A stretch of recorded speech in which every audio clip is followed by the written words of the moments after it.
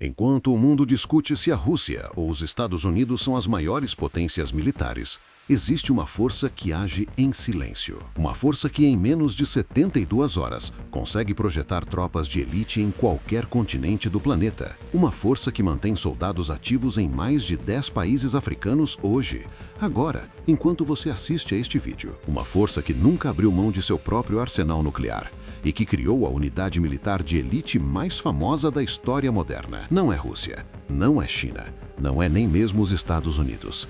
É a França. E hoje você vai entender por que esse país europeu é, talvez, a força de intervenção mais rápida, mais discreta e mais temida do mundo. O mundo é um tabuleiro. Nós explicamos as peças. 1831. O rei Luís Filipe da França tinha um problema. A França havia acabado de conquistar a Argélia, mas não queria arriscar as vidas de soldados franceses em uma terra hostil e desconhecida. A solução foi genial e controversa: criar um exército de estrangeiros. Homens que fugiam de guerras, de prisões, de vidas que precisavam ser esquecidas. Homens que chegavam à França sem passado e saíam com uma nova identidade, um novo nome e uma lealdade absoluta ao país que os acolheu. Nascia a Légion étrangère, a Legião Estrangeira.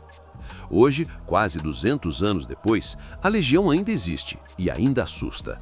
São cerca de 8.000 soldados de mais de 140 nacionalidades: russos, brasileiros, alemães, mexicanos. Homens que chegam sem histórico, que passam por um processo de seleção brutal e que se tornam, ao final, cidadãos de um único país, a França. O processo de seleção é de 4 semanas. Desse total, apenas 1 em cada 10 candidatos é aprovado.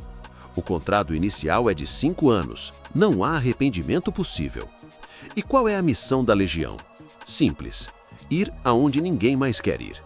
A Legião esteve presente em praticamente todos os conflitos modernos envolvendo a França, do Mali ao Afeganistão, da Somália ao Djibouti. Eles não são mercenários, são o braço mais duro das Forças Armadas francesas. Se você olhar um mapa das operações militares francesas nas últimas 3 décadas, vai notar algo muito específico. Quase todas estão na África. Isso não é coincidência, isso é doutrina.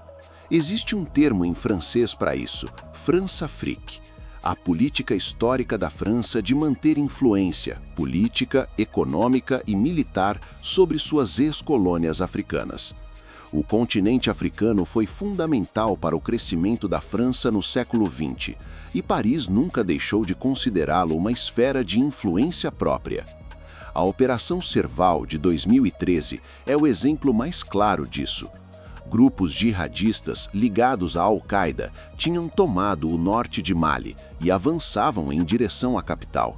Em menos de uma semana, a França havia mobilizado caças, tropas de elite e blindados. Em 3 meses, os jihadistas haviam sido expulsos das cidades. A operação foi elogiada até pelo exército americano como um modelo de intervenção rápida. Mas a história tem outro lado. Nos últimos anos, países como Mali, Burkina Faso e Níger expulsaram tropas francesas após golpes militares. Líderes pró-França foram substituídos por regimes que preferem a presença russa, especialmente o Grupo Wagner. O que isso mostra? Que a influência francesa na África está sendo contestada, que o modelo da Françafrique enfrenta sua maior crise desde a independência das colônias. Mas isso também mostra que a França é considerada relevante o suficiente para ser expulsa. Quando você é irrelevante, ninguém precisa expulsar você. Em 1960, a França fez algo que pouquíssimos países no mundo já fizeram. Detonou sua primeira bomba nuclear. Sozinha, sem pedir autorização para ninguém. No deserto argelino, a explosão de Jerbois Blue marcou o nascimento de uma das forças nucleares mais singulares do planeta. Por que isso é tão importante?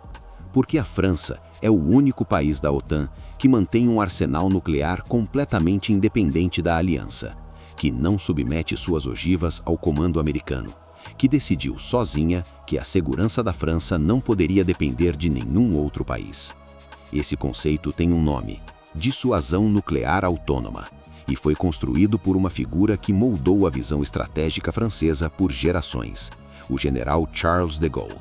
De Gaulle desconfiava profundamente dos americanos.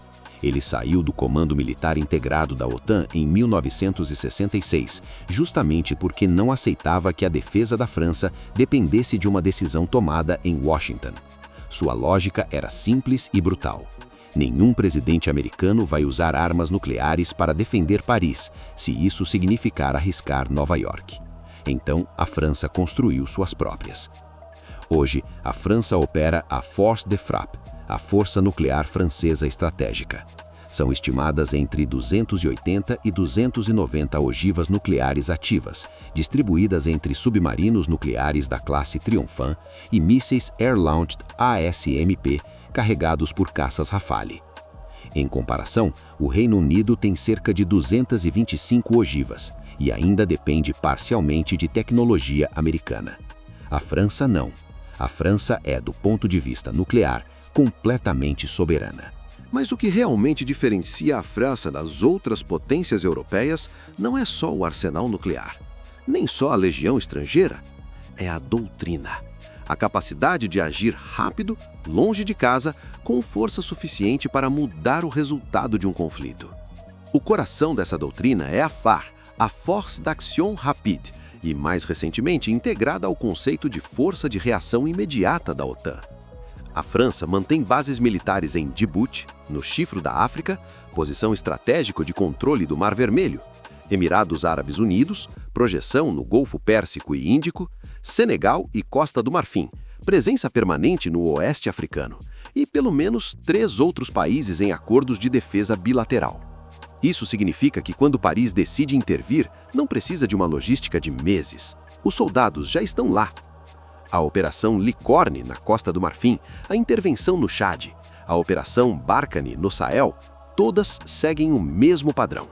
Identificação da ameaça, mobilização em 48 a 72 horas, projeção de tropas especializadas com apoio aéreo de caças Rafale. O Rafale, diferente do F-35 americano, foi desenvolvido inteiramente pela França, 100% nacional, e opera tanto de porta-aviões quanto de bases terrestres, combinando capacidade de combate aéreo com entrega de armas nucleares. Nenhum outro país europeu tem essa combinação. Isso cria um diferencial estratégico claro. A França pode, literalmente, em menos de 3 dias, colocar caças nucleares na costa de qualquer país do mundo. Isso é o que os estrategistas chamam de poder de dissuasão convencional com escalonamento nuclear. Em linguagem direta, a França pode começar uma briga convencional e escalar para o nível nuclear se necessário, e todo mundo sabe disso. Por isso, poucos ousam atacar interesses franceses diretamente. Então, o que tudo isso nos diz sobre o poder francês no século XXI? A França é uma superpotência em miniatura. Não tem o orçamento americano, nem o contingente chinês, nem o arsenal russo. Mas tem algo que poucos países têm: a vontade política e a capacidade técnica de agir sozinha, rapidamente, com poder letal real. E em um mundo onde os conflitos exigem velocidade e discrição mais do que números brutos de soldados, isso vale muito. Os desafios são reais. A influência francesa na África está sendo corroída pela presença russa e pela insatisfação das populações locais com décadas de tutela francesa. O orçamento de defesa, apesar de crescer, ainda é menor do que o do Reino Unido como proporção ao PIB. E a questão de como a França se posicionará em um conflito de grande escala, como uma guerra OTAN-Rússia, permanece em aberto. Mas uma coisa é certa: quando se fala em capacidade de intervenção rápida, em projeção de poder além das fronteiras, em dissuasão nuclear soberana, a França não tem rival na Europa. E o mundo, mesmo que não admita, respeita isso. Isso foi Poderio Militar. Se você chegou até aqui, você já sabe mais sobre o poder militar francês do que 99% das pessoas. Deixa o like se o vídeo te surpreendeu e comenta aqui embaixo: você acha que a França ainda é uma superpotência ou ela está em declínio? No próximo vídeo da playlist, vamos falar sobre Israel, como um país com menos de 10 milhões de habitantes desenvolveu uma das forças militares mais avançadas tecnologicamente do mundo. Inscreva-se e ative o sino para não perder. Até lá!